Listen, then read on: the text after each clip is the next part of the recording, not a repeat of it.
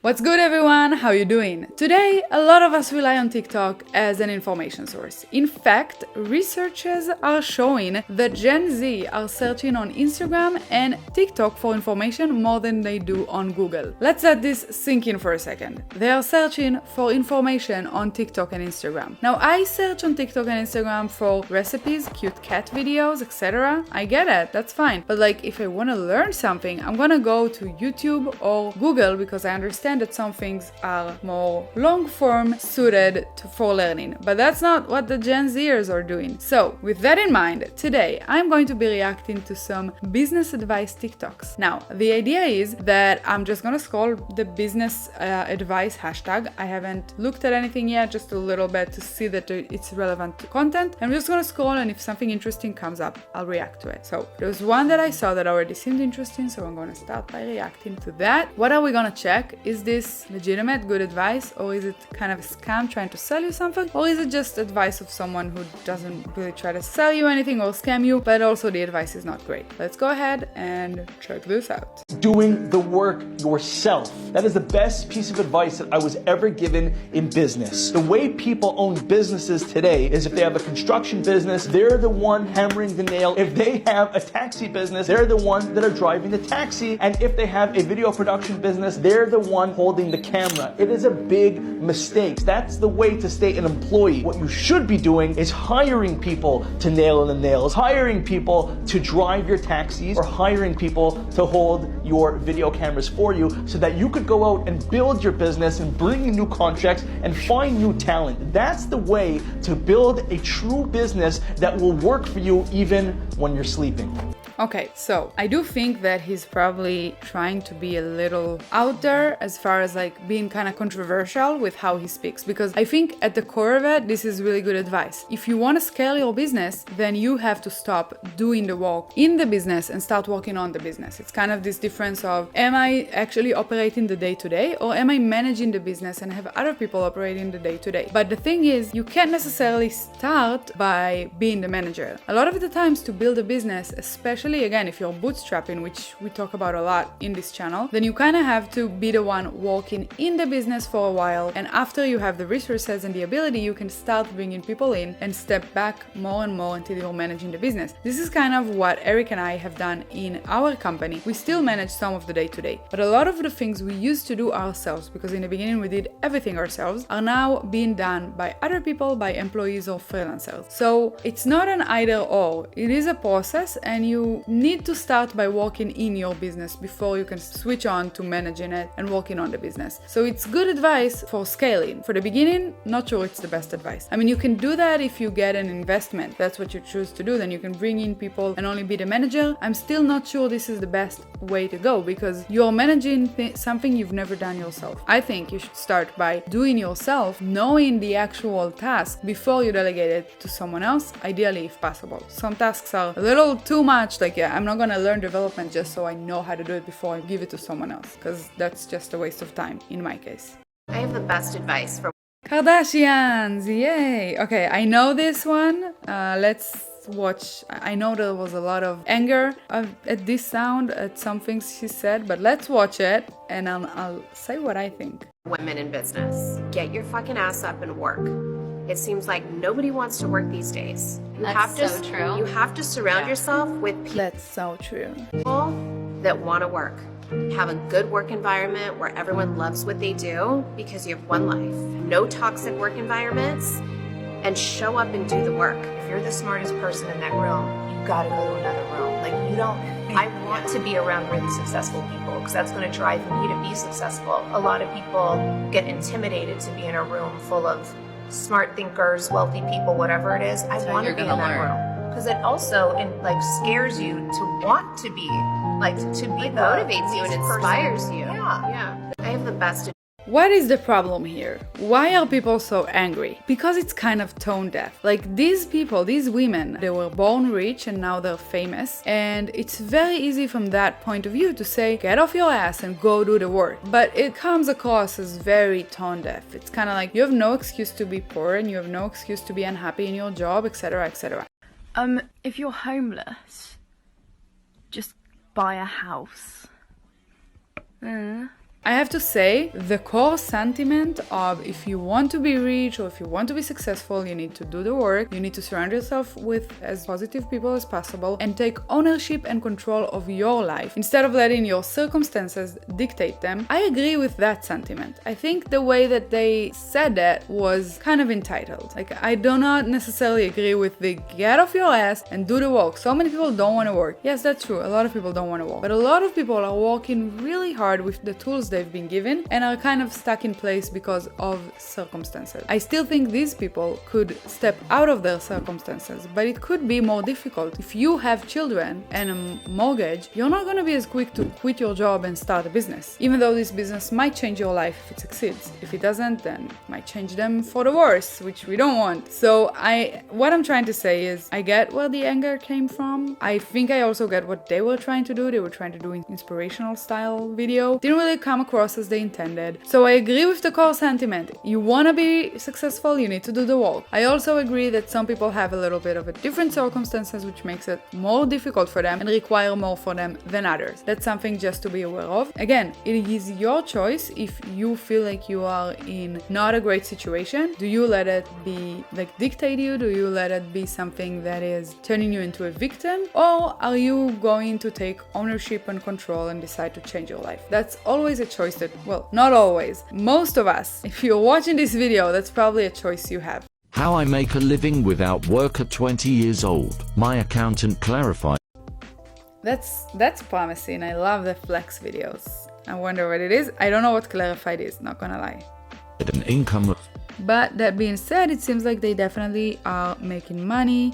Again, I wouldn't count on that too much because it's very easy to edit these kind of screenshots. Of average £36,000 a month. 1. Find a trending product. 2. Buy a domain. How is buy a domain a step in successful business making? Like, it's such a sub-step that I don't know why people put so much emphasis on it. 3. Create a logo. I'll wait till the end.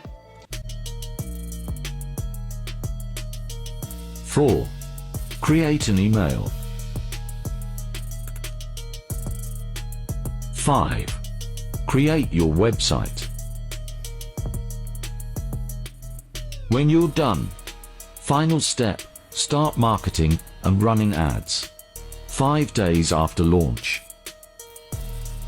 Okay, looking at the screenshots, this guy is on Shopify. Like, I recognize the screenshots as the Shopify dashboard, meaning he's selling products on Shopify. What I'm not clear is clarified some sort of a payment processor, or is this an affiliate thing where he gets affiliate links? Like, he completely skipped the whole how he makes money. Did you notice that? It was basically like, buy a domain, create a logo, find trending products. He did say find trending products. What do you do with them then? Like, he focused on the super easy stuff, which is create a store on Shopify and buy a domain, and completely ignore the whole, what do I do with these trending products? How do I find them? I'm guessing he's doing dropshipping according to the language and everything that's going on here. So very strange. He also shows that like 5 days and I'm making money. Not realistic. A lot of people lose a lot of money with dropshipping when they think that it's this easy, and then they go into it and they crash and burn because they end up spending a bunch of money on Facebook ads and not getting a positive ROI. Also, run marketing and get people to your store. That's all he said.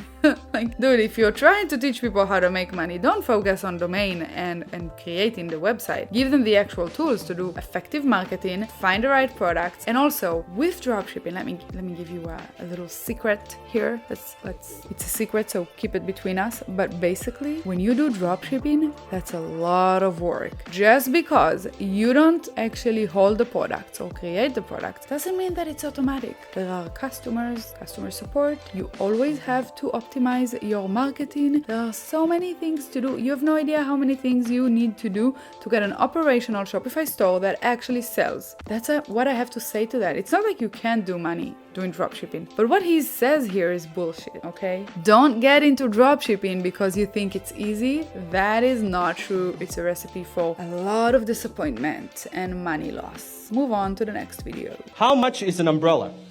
Ooh, it's Dan Locke. I already reacted to him once. I don't know what you'll see first, but let's see. $15, $12. What is the function of an umbrella? The function is to keep you dry when it's raining. There's a brand out there Oh no, that's the function? called Facility. They cost anywhere from $300 to $800 per umbrella. You can see the quality. You can see how sturdy it is. Even it sounds good. Now, here's the question. Why would someone pay $500 for an umbrella when the function is the same? When people are buying quality, they're expecting something different. They take better care of it. And because I take better care of it, it lasts longer. So they don't buy things based on function. They're buying the future, they're buying status, they're buying ego appeal, they're buying different things. So selling high ticket is not about working harder. It's not about changing what you sell. It's about changing who you sell to and how you sell it. How much is an umbrella? I feel like he has a way of saying things that are common concepts, but in a way that makes it sound like he's the one who invented it. Not because he said he invented it, but like the way he talked about the umbrella was kind of like, I'm telling you a secret now. Why are people using it? Why are people buying it? It's because of the brand. It's not because of the function. And that's like well known, I think, that when you buy these brands, you're buying status. You're not buying anything else. Like these clothes that are expensive, or umbrellas in this case, are not necessarily better. They're just a status symbol and people like their statuses. So that's true. He's not wrong. He just explained it very douchily, if that's a thing, you know, in a douchey way. Should add it to the document, to the lexicon. How do you say? Dictionary. If we hadn't yet, we should add it to the dictionary. So yeah, I don't have, he also said something about you don't have to work harder, you just have to change who you're selling to and how you're selling. That might be true. If you are trying to sell something that is a status symbol and you wanna sell to people who care about these things. Not gonna work on me, dude. Alright, we're gonna move on to the last video. Let's check it out. I must admit, I think creating a business plan is a complete waste of time. It's so old school. The way that we test businesses and business ideas right now is to just get out there, put some messaging out into the marketplace, build a sales funnel, run some traffic, and see if people like it. Your first attempt is likely not going to work. So if you spend 6 months building a business plan and you're like, okay, now I'm in business, let's get the clients, you might find that original plan doesn't work and you wasted 6 months. You could have tested it in 2 weeks and then moved to a different strategy. I love this. Oh, this is such a good note to end the video on. I completely agree with him. I think he said it really well. I completely agree that building a business plan can be a huge waste of time. We actually, fun story. Or maybe not fun, but a story. Eric and I were in an accelerator for a very short amount of time. We were actually already running like the business. We actually already had customers and revenue, so we were not in the same spot as everyone else who came with an idea. But still, part of the accelerator was building a business plan. And I just remember going through it and saying, this is such a waste of time. Like, yeah, you need to do some market research before you start building, and sometimes while you're building as well. But the whole, I'm gonna launch and then I'll do this and I'll do this and I'm gonna get my customers through this. I don't know, it feels so unrealistic. Like the best way, I completely agree, is just launch, try to get customers. You think, okay, I need to do X to get some customers. Do X, move on.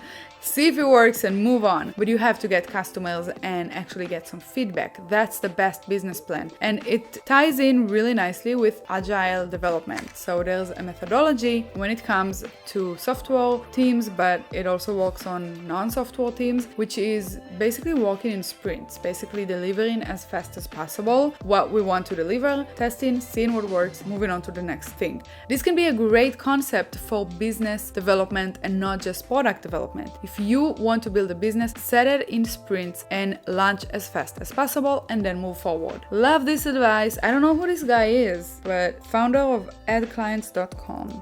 How to tell who is a fake guru online. Ooh, it sounds like he has good content. I'm definitely gonna check him out. Maybe you guys should too. I don't know yet because I haven't seen the rest, but the one that I did see was good. I actually really enjoyed this, surprisingly. It was just randomly like 4 or 5 videos. How much was it? The first ones that were in the business advice hashtag, and 2 of them had, well, it actually wasn't as catastrophic as I thought it would be. I feel like we actually landed on mainly good advice, so that's cool. That's nice. I hope you guys enjoyed it. Let me know if you did, and let me know if you didn't. comments too. I want to know if you want us to do more videos like that or not. And also, if there's anyone specific that you want us to react to on TikTok or YouTube or anything like that, let me know in the comments. We actually really enjoy doing that. Gets us exposed to new people, whatever it is, the good people or they're not the best when they talk about business. So if you want to see our video reacting to some scammers, there's one here and another one here. Thank you so much. I will see you in the next video.